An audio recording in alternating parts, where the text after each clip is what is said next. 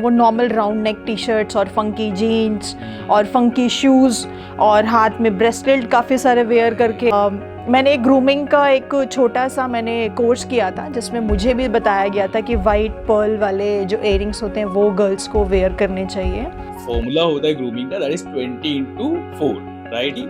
First 20 inches of your body, जो top body है, मतलब your face, that has to be groomed. मैं अब सोशल मीडिया की हम बात करें, सोशल मीडिया पे देखो आज के टाइम पे ऑप्शंस बहुत सारे अवेलेबल हैं। एक तो वही कर सकते हैं जो हम कर रहे हैं, यूट्यूब, ठीक है? ओके। आपके लिए हमारे पास 25,000 की 30,000 की जॉब है, तो ऐसा नहीं होता है।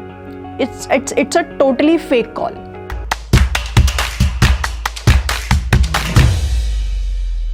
एक पर्सन जब इंटरव्यू में जा रहा है, क्या क्या पॉइंटर्स हैं कि किस तरीके से वो अपने आप को ग्रूम्ड तरीके से प्रेजेंट कर पाए, तो किन किन चीज़ों को उसको ध्यान रखना चाहिए? ग्रूमिंग इसेंशियल्स क्या क्या होने चाहिए उसके लिए? ओके, ग्रूमिंग पार्ट जो है वो अपने आप में बहुत बड़ा एक पार्ट है, बहुत काफ़ी लंबे टॉपिक हो सकता है ये हम लोगों के लिए ग्रूमिंग पे, तो बट इसको शॉर्ट में ही हम कवर अप करेंगे। अभी जो फ्रेशर्स कैंडिडेट हैं उनको ये नहीं इतना पता होता कि बेसिकली उनको क्या ग्रूमिंग क्या करना है, कैसे जाना है। वो normal round neck T shirts और फंकी जीन्स और फंकी शूज़ और हाथ में ब्रेसलेट काफ़ी सारे वेयर करके और बियर्ड काफ़ी ज़्यादा उनकी सेट नहीं होती है, तो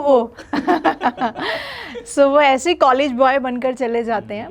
लाइक बॉयज़ अगर अपनी कॉलर वाली शर्ट पहन कर आ रहे हैं, जीन्स एकदम या ट्राउज़र वेयर कर रहे हैं, प्रॉपर स्मार्टली तरीके से अपनी शर्ट को वेयर, बियर्ड, हेयर कट में आ रहे हैं, तो वो ऑटोमेटिकली काफ़ी ज़्यादा प्रेजेंटेबल लगते हैं, कॉन्फिडेंस लगते हैं। उनको लगता है कि इंटरव्यू है, जो भी पूछा जाएगा हम ईजिली इसको कवर अप करते हैं। मुझे लगता है कि आधा सिलेक्शन उनको देखकर ही उनका हो जाता है, राइट? अब हमने बात कर ली कि बॉयज की, ठीक है, लेकिन इंटरव्यू देने तो गर्ल्स भी आती हैं। वो यूजुअली क्या क्या मिस्टेक करती है? हाँ, गर्ल्स का अगर मैं पार्ट देखूँ तो गर्ल्स में क्या है कि एक तो उनके बाल बहुत ज़्यादा लूज करके आ जाती हैं, वो कब सम टाइम क्या होता है, और प्रॉपर ड्रेसअप में नहीं होती हैं, जैसे कट स्लीव वगैरह, कुछ भी नेक थोड़ा ऑकवर्ड है, तो वो बहुत ज़्यादा इम्पैक्ट डालता है आपकी पर्सनैलिटी पे।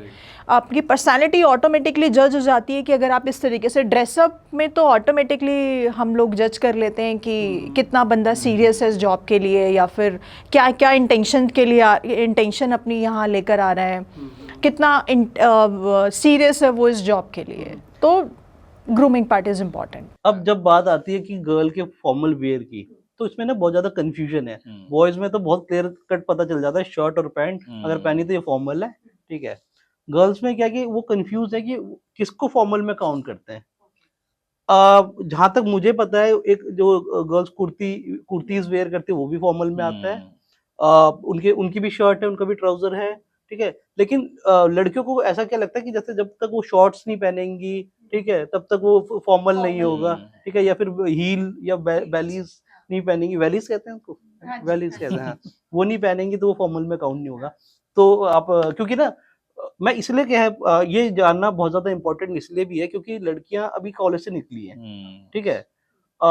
उनके पास घर में कोई बताने वाला है नहीं कि आपको ऑफिस पहन के जाना है, तो आप प्लीज एक बार मुझे लगता है गर्ल्स अगर इंटरव्यू के लिए जा रही हैं तो उनको शर्ट, अगर कोई लड़की जीन्स पहनती हैं या फिर ट्राउज़र वेयर करती हैं, तो उनको शर्ट पहननी चाहिए या ऐसा टॉप कोई पहनना चाहिए जिसमें उनका नेक पूरा कवर हो। और उनको नॉर्मल अगर शूज़ पहनने हैं तो शूज़ एकदम साफ़ होने चाहिए। अगर वो के लिए हील्स बेली पहन रही हैं तो वो ऐसा कुछ वेयर करें जिसमें वो खुद बहुत ज़्यादा कंफर्टेबल हो। ये ना कि वो हील्स पहनकर आ गई हैं, हिलता डुलता हुआ सा बॉडी स्ट्रक्चर है और वो खुद ही पेन फील कर रही हैं, सो वो भी एक स्ट्रेसफुल मोमेंट होता है काफ़ी ज़्यादा। तो ऐसा कुछ वेयर करो जिसमें वो अपने आप को कंफर्टेबल समझें और थोड़ा सा देखने में ऑकवर्ड ना फील हो। और कुछ मेकअप के भी टिप्स आप देना चाहेंगे उनको कि एक तो बहुत लाउड मेकअप करके आ जाती हैं लड़कियां इंटरव्यू देने, तो वो कि एक सटल सा मेकअप किस तरीके का होता है? हैवी इयररिंग्स हो गई।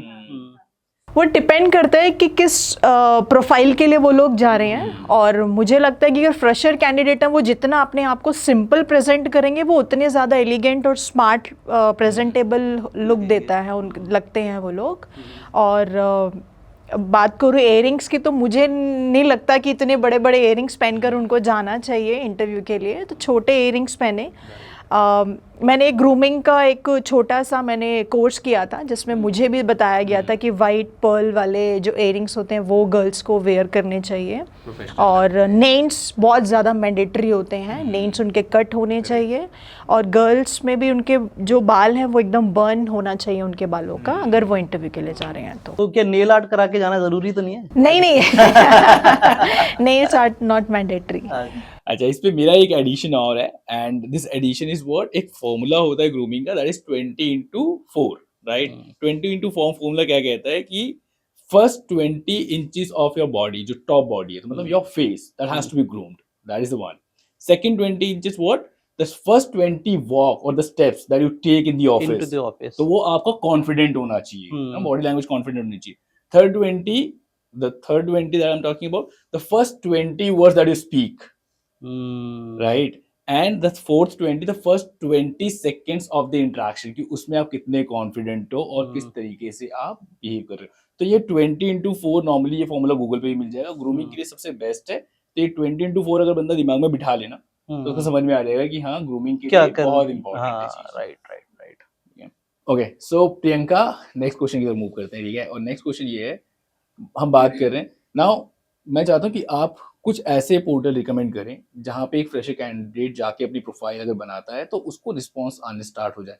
गारंटीड तो नहीं होता रिस्पॉन्स, क्योंकि that is totally based on the requirement कि कहाँ पे कितनी रिक्वायरमेंट है, लेकिन फिर भी आप रिक्रूटमेंट में हैं और आप ऑलरेडी इस इंडस्ट्री को जानते हैं, तो अभी आपको क्या लगता है कौन से पोर्टल अच्छा रिस्पॉन्स दे रहे हैं फ्रेशर कैंडिडेट को? ओके, सो जो फ्रेशर्स कैंडिडेट के लिए जो मुझे लगता है इजी है बहुत ज़्यादा फॉर्म फिल करना, कुछ बहुत ज़्यादा डिटेल्स उसमें फिल नहीं करनी होती है उसको। अपना जॉब तो आई थिंक सब लोगों ने सुना ही होगा आज के टाइम पे, अपना जॉब। naukri.com, आप वहाँ पर जाके इजी है, बहुत इजी है यहाँ पर जॉब में आपको अपने आप फॉर्म ही फिल करना है। अपना हो गया work India is also very वहाँ पर भी इजी अवेलेबल रहती है फ्रेशर्स कैंडिडेट के लिए, आप अपना फॉर्म फिल कर सकते हैं। तो ये 3 अगर वो भी कर लेंगे तो वहाँ से भी उनको रिस्पॉन्स आना काफ़ी अच्छा शुरू हो जाता है। या अब मेरा क्वेश्चन है, आप दोनों से है लेकिन क्वेश्चन इस बार, अच्छा, क्वेश्चन ये है कि बहुत सारे बच्चे ऐसे हैं जो अपनी पढ़ाई को कंटिन्यू रखना चाहते हैं और वो पार्ट टाइम जॉब करना चाहते हैं। अब उनके पास, उनके लिए क्या है, अभी तक हम फुल टाइम जॉब की बात कर रहे थे, अब पढ़ाई को सपोर्ट करने के लिए उनको और घर को सपोर्ट करने के लिए काम भी करना है, और इन ऐसे बच्चों की संख्या हिंदुस्तान में बहुत ज्यादा है। उनके वो किस तरीके से अप्लाई करें, कैसी कैसी जॉब अवेलेबल है? ओके, सो जो पार्ट टाइम जॉब सर्च कर रहे हैं, पार्ट टाइम में भी बहुत सारे ऑप्शंस हैं हमारे पास, ऐसा नहीं है कि हमारे पास पार्ट टाइम में ऑप्शंस नहीं है। पार्ट टाइम्स में आप बीपीओ इंडस्ट्री के बारे में भी जा सकते हैं, बीपीओ में भी ऑप्शंस होते हैं, इवनिंग शिफ्ट्स, नाइट शिफ्ट्स और मॉर्निंग शिफ्ट्स। एंड मार्केटिंग में भी हमारे पास ऑप्शंस होते हैं, मार्केटिंग में भी आप शिफ्ट वाइज लाइक कुछ 2-3 आवर्स की शिफ्ट कर सकते हैं, वहाँ पर भी आपके पास ऑप्शंस होते हैं। एंड हॉस्पिटैलिटी ऑल्सो, लाइक आप मैकडोनल्ड्स में, बर्गर किंग्स, डोमिनोज, यहाँ पर भी कुछ पार्ट टाइम्स जॉब्स अवेलेबल हैं। तो अगर आप जाना चाहें तो हमारे पास ये भी काफ़ी सारे ऑप्शंस होते हैं। और आजकल मनोज, अगर अब मैं बात करूं, क्योंकि मैंने पूछा था आप दोनों से क्वेश्चन है तो आपने अच्छी तरीके से बताया, सोशल मीडिया के माध्यम से भी बहुत सारे पार्ट टाइम जॉब्स अवेलेबल होती हैं, ऐसा मैंने सुना है, ठीक है, ऐसा बहुत सारे लोगों ने सुना होगा। तो आप कैसे लोगों को सजेस्ट करना चाहेंगे कि वो पार्ट टाइम क्या क्या और कर सकते हैं? देखो, मैं अपने एक्सपीरियंस से बता सकता हूँ, जो प्रियंका ने बहुत अच्छे से एडिशन कर दिया कि ऑप्शंस अवेलेबल है मार्केट में, फैक्ट है। और पार्ट टाइम ऑप्शंस बहुत ज्यादा ल्यूक्रेटिव लोगों के लिए कई बार नहीं होते हैं, क्योंकि उसमें पे कम हो जाता है फॉर श्योर। अगर एक full time employ let suppose 20,000 की सैलरी पे, तो पार्ट टाइम वाला बाय डिफॉल्ट 8,000 पे आ जाता है। आइडली 10 पे आना चाहिए, लेकिन 8-7 पे आ जाएगा, ठीक है। और उसमें अब सोशल मीडिया की हम बात करें, सोशल मीडिया पे देखो आज के टाइम पे ऑप्शंस बहुत सारे अवेलेबल हैं। एक तो वही कर सकते हैं जो हम कर रहे हैं, यूट्यूब, ठीक है, दैट इज वन ऑप्शन। हाँ, it is again a patience वाला जर्नी, ये बहुत इजी जर्नी नहीं होगा, कोई भी चीज आप करोगे तो उसके रिजल्ट्स आने में टाइम लगता है, ठीक है, that is one. Blog writing एक अलग ऑप्शन हो सकता है, ठीक है। आप एडिटिंग कोर्स कर सकते हैं, भैया सामने बैठ के हमें शूट कर रहे हैं, इसके बाद एडिटिंग करेंगे इसको, ठीक है। तो एक वो हो सकता है, लेकिन ये सारे ऐसे स्किल सेट्स हैं जिन पे आपको पहले टाइम इन्वेस्ट करना पड़ेगा, सीखना पड़ेगा, एंड देन उसके बाद आप अर्निंग स्टार्ट कर सकते हो। इसके अलावा भी बहुत सारी कंपनीज है जो कि वर्क फ्रॉम होम ऑप्शन आपको देती है, डेटा एंट्री वर्क होते हैं, और अगर आपको टैली अच्छे से आता है, अगर आपकी कॉन्टैक्ट ठीक ठाक है, तो आप कुछ कंपनीज के अकाउंट्स को घर से ही मैनेज कर सकते हैं। एक्सेल अगर आपको अच्छा आता है, प्रेजेंटेशन अच्छे से बनाने आती है, तो ये सारे भी ऑप्शंस आपके साथ अपने अवेलेबल होते हैं। तो आपके प्रोफेशन में तो देखो कंसल्टेंट की का रोल बहुत इंपॉर्टेंट होता है। और उन बच्चों को आप क्या कहना चाहेंगे जिनके पास इस तरीके की कॉल आती है या उनको इस तरीके से बुलाया जाता है कि आपको 5,000 रुपए देना पड़ेगा, आपको 10,000 रुपए देना पड़ेगा और आपकी जॉब पक्की हो जाएगी? पहली चीज़ तो कभी भी कोई कंसल्टेंट जो है वो किसी को कॉल पर ये नहीं बताता है कि आपको यहाँ आकर पैसा देना पड़ेगा। वो डायरेक्टली उनको कॉल्स करते हैं कि मैम आपके लिए बहुत अच्छी जॉब है, आपके लिए हमारे पास 25,000 की 30,000 की जॉब है। तो ऐसा नहीं होता है।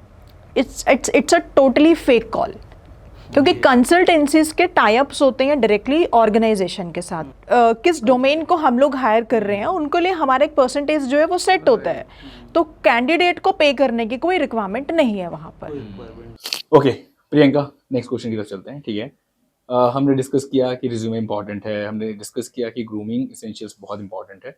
नाउ द पॉइंट इज कि क्या वो कैंडिडेट जो पहली बार इंटरव्यू देने जा रहा है उसको वाकई में कुछ पढ़ के आना चाहिए, कुछ डिटेल्स लेके आनी चाहिए? काफ़ी इंपॉर्टेंट क्वेश्चन है ये कैंडिडेट के लिए। उसका प्रेजेंस ऑफ माइंड, उसका इंटरेस्ट, काफ़ी सारी चीज़ें इसमें हम लोग जज करते हैं और ऑटोमेटिकली हम लोग एक कैंडिडेट को पूरा अपनी कंपनी का जेडी हुआ या कंपनी की वेबसाइट हुई, हम उसको ईमेल पे या व्हाट्सएप पे ज़रूर भेजते हैं। तो इससे पता चलता है कि हमने जो उसको डॉक्यूमेंट्स भेजे थे, क्या उसने रियलिटी में उसको ओपन करके देखा है, उसको पढ़ा भी है, उसमें उसने कुछ देखा भी है कि हमने क्या वेबसाइट है, क्या हमारे रिव्यूज़ हैं, हमारी ऑर्गेनाइजेशन बेसिकली क्या कर रही है, सब कुछ मतलब एक पता चलता है कि कैंडिडेट का इंटरेस्ट क्या है, क्या उसने सच में थोड़ी सी पढ़ाई भी की है कि नहीं की है कि बस ऐसे ही आ गया इंटरव्यू देने के लिए। इम्पॉर्टेंट है ये, एक इम्पॉर्टेंट रोल है कि आपको थोड़ा बहुत तो पढ़कर जाना चाहिए कि बेसिकली ऑर्गेनाइजेशन करती क्या है। ओके, सो मैं साथ ही साथ में बच्चों को ये भी कहना चाहूंगा कि जरूरी नहीं है कि पहले इंटरव्यू में ही आपका सिलेक्शन हो जाए, ठीक है। आपको हताश नहीं होना, नेगेटिव नहीं होना, आप बस इंटरव्यू देते चले जाओ। और मैं आपको गारंटी के साथ कह सकता हूँ कि आपका जो अगला इंटरव्यू होगा ना, वो पिछले इंटरव्यू से बेहतर होगा। तो इसको ना एक लर्निंग प्रोसेस की तरह आपको करना पड़ेगा, हताश नहीं होना, जॉब तो मिलेगी ही मिलेगी। राइट, आई एम श्योर कि आपने इस पॉडकास्ट को एंजॉय किया होगा और स्पेशली वो लोग जो कि अभी जॉब सर्च कर रहे हैं उनके लिए बहुत सारे इनपुट्स पहुंचे होंगे उन तक। एंड इन चीज़ों को अगर आप इम्प्लीमेंट करेंगे फॉर श्योर कि आपको इम्पैक्ट दिखने लग जाएगा कि आपके इंटरव्यूज कैसे हो रहे हैं और आप कैसे अपने इंटरव्यू को प्रिपेयर कर सकते हैं, राइट। इसी के साथ एक गुड न्यूज़ भी है कि विजनरी वॉइस बॉक्स इनवाइट कर रहा है बहुत सारे गेस्ट को, और अगर आपको लगता है कि प्रियंका जी की तरह आपके पास भी कुछ इंपॉर्टेंट इन्फॉर्मेशन है जिससे लोगों की लाइफ में इम्पैक्ट आ सकता है, कुछ अच्छा हो सकता है, तो हम आपको इनवाइट करते हैं अपने पॉडकास्ट पे। और हमारे पॉडकास्ट के लिए कॉन्टेक्ट डिटेल्स हमारे डिस्क्रिप्शन बॉक्स में लिखी हुई है, आप वहां से चेक करके हमें ईमेल ड्रॉप कर सकते हैं। अनदर थिंग, अगर आपको लगता है कि राहुल और मनोज आपके पॉडकास्ट पे आगे कुछ वैल्यूएबल शेयर कर सकते हैं तो आप हमें भी इनवाइट कर सकते हैं। And thank you so much and will see you in the next podcast.